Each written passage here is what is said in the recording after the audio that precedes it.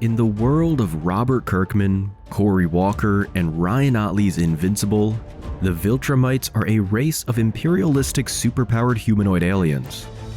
Think of them as something similar to Superman, except there's a whole cadre of them. They don't need power from the Earth's sun, and they're bent on one goal: interplanetary conquest.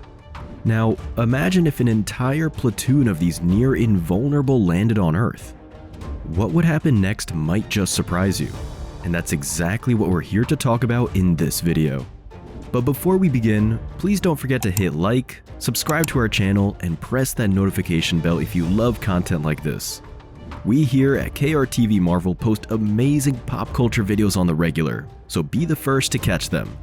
Now, let's dive right into today's story, when Viltrumites arrive on Earth.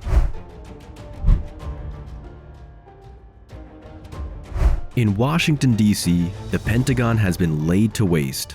Smoke, rubble, and dead bodies pollute what was once the U.S. seat of military defense. Within the ruins of the once proud building, the Grand Regent of the Viltrumite Empire, Thragg, has Cecil Stedman, head of the Global Defense Agency, by the neck. No, please, wait, I can help you. You'll need me. I can smooth things over. I can prepare the people of this planet for Viltrumite rule. I can smooth things over so that we can coexist on this planet and... But Thragg is hearing no more of this drivel as he squeezes Cecil's neck, which literally makes the old man's head pop off. Coexist? The time for that has passed. We will take what we want and destroy the rest. Somewhere else, Viltrumite warriors under Thragg's command decimate each and every superhero who got in their way. The likes of Atomic Eve and Duplicate each fall in brutal fashion to the invaders. Mark, you need to rest.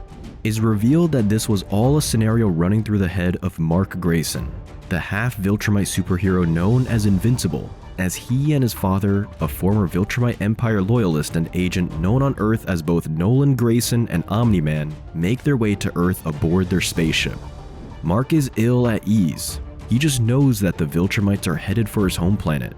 After all, why else would Thragg and his men leave them alive after their previous confrontation after all? That time, the Viltrumite Grand Regent had them dead to rights. Yet, he let Mark and Nolan live.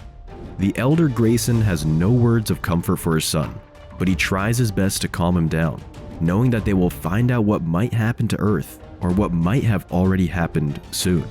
Their journey continues, as Mark stares out the ship's window. I worry about Oliver. He's probably awake by now. I hate that we left him behind. In his condition, if the Viltrumites are indeed on Earth, it was the right thing to do.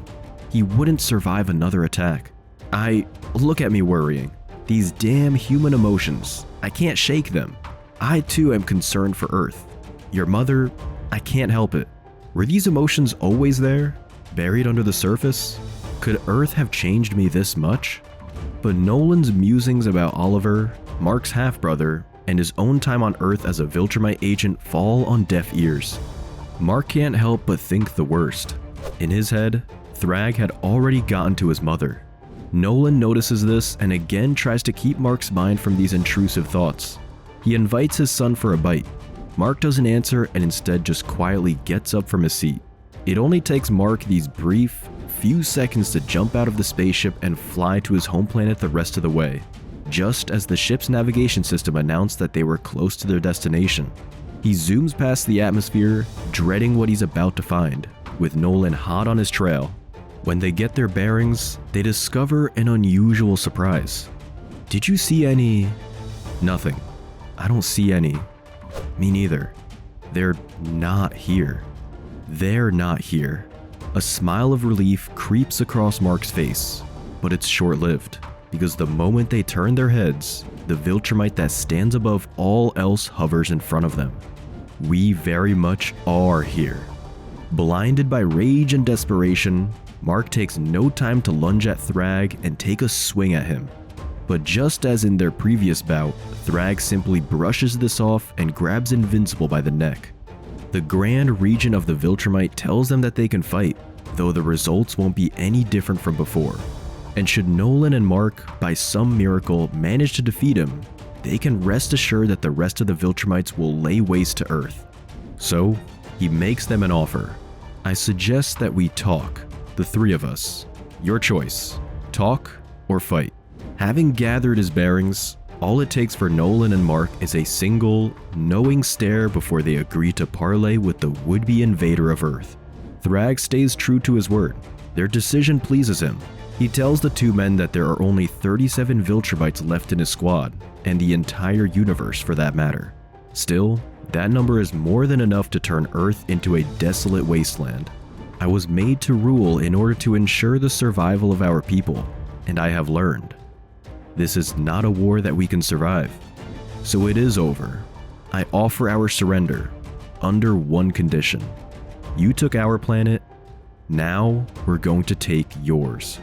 Mark lashes out upon hearing this, despite the fact that he and Nolan know full well that their combined might, even if you add Earth superheroes to it, cannot stand a chance against a full-on Viltrumite invasion. Before you overreact, take notice of the fact that you couldn't make us leave if you wanted to. What I propose is this, and it's at this point that Thragg reveals his true plans for Earth. Yes, he and the other Viltrumites can lay waste to Earth without breaking a sweat, but that would only speed up their species' extinction. You see, Thragg understands that, thanks to Nolan and his wife bearing Mark as a son, human DNA is the closest match that a Viltrumite may find in the universe, so he proposes assimilation instead of subjugation. I will have your answer now. Please, do not make me destroy what could be our last hope for survival. Still, Mark is not convinced with Thragg's offer. After all, what he's proposing is a way for the Viltrum Empire to replenish their ranks. In time, whether it's 100 or 1,000 years from now, their species will rule over Earth. Thragg knows this. Today is not tomorrow. You know the results of fighting us today. Why not put that off until tomorrow? Make your decision. Strike out blindly or surrender to fight another day. Mark hears this and all he can do is protest. But he and Nolan both know Thragg's right. A fight with the Viltrumite today is a death warrant for all of them. Mark can only imagine the pile of rubble that Earth would become if they disagreed with Thragg's proposal. So Mark replies, "My answer is yes." And with that, the Viltrumite War was over. What do you think will happen now that the Viltrumites have arrived on Earth? Got any other superhero stories you want to see us cover? Let's talk about it in the comments section below. And please don't forget to hit that subscribe button and turn on notifications for more amazing pop culture content, only here at KRTV Marvel. We'll see you next time.